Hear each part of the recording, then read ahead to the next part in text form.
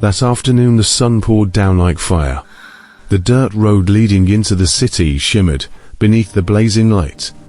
A weary line of people dragged their feet forward, the shuffle of sandals, the sound of heavy sighs blending with distant rooster calls.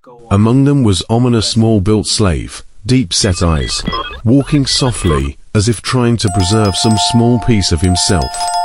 Though sold to a foreign land and driven without rest, Amun still held one thing one could take from him: compassion.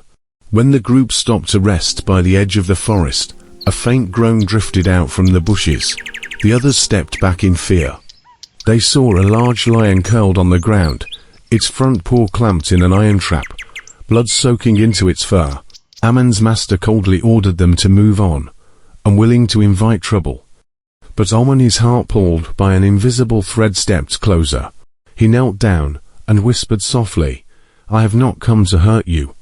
The lion opened its eyes, looking at him with pain and caution. Amun saw the trap biting tight, saw each strained breath of the beast. He remembered the nights he was beaten, the meager meals. He understood that pain makes no distinction between man and animal. His heart urged him, "If you can, help." Amun stepped back, taking from his pocket a scrap of cloth and a dull knife. He began speaking to the lion, telling small stories about the sky, about the scent of grass after rain, to calm the beast.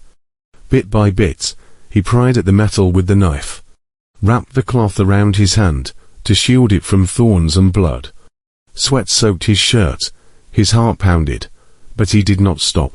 Each time the metal cracked, Amun held his breath. Each time the lion groaned, he whispered reassurance. At last, the trap sprang open. The lion exhaled as if freed from a burden. It glanced at Amun, then lowered its head as if in thanks. Amun's master only shook his head and said, "Move." They walked away, leaving Amun standing among the brush, his hands still stained with blood. Amun did not resent it. He knew he had done what was right. In the days that followed, word of the brave slave spread through the village.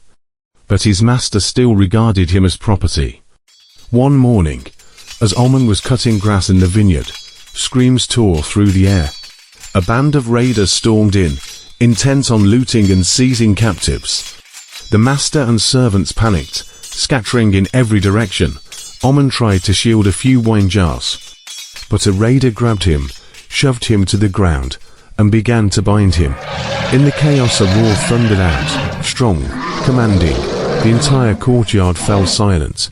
From the tree line, the lion appeared like a spirit, stepping into the midst of the raiders. It charged without hesitation. The raiders, not yet understanding what was happening, suddenly found themselves facing a fury wrapped in fur. The lion did not kill. It roared and drove them back, sending them fleeing in terror. A few stumbled and crawled away, too afraid to look behind them. When everything grew still, the lion approached Amun and gently licked the wound on his hand as if checking it. The master, witnessing the scene, stood frozen. He realized the small slave had saved his life through a chain of seemingly small acts: kindness, courage, and patience. He bowed his head before Amun for the first time, seeing a man instead of a tool. "I was wrong," he said, his voice thick. "From now on, I will treat you differently." Amun asked for nothing. He simply smiled, looked at the lion, then at his master. His heart felt light as a passing breeze. The lion turned and walked back into the forest like a guest who had completed his task. Before disappearing, it looked back once more, its eyes offering Amun a promise: kindness will never be forgotten. The story of Amun and the lion spread throughout the region. People retold it not only to praise the courage of a slave, but to remind one another that a single act of kindness, no matter how small, can change fate. And that in this world, courage is not only the strength of muscle, but the willingness to do what is right when others turn away. Kindness and courage do not need to be grand to make a difference. A small act, born from the heart, can save a life and alter destiny. Amun teaches us that dignity rises above status. Even the lowest person can plant seeds of goodness and receive goodness in return. The story also reminds us that forgiveness and a change in how we see others begin with lived experience. When we witness the value of action, be brave enough to do what is right, patient and compassionate, that is true strength.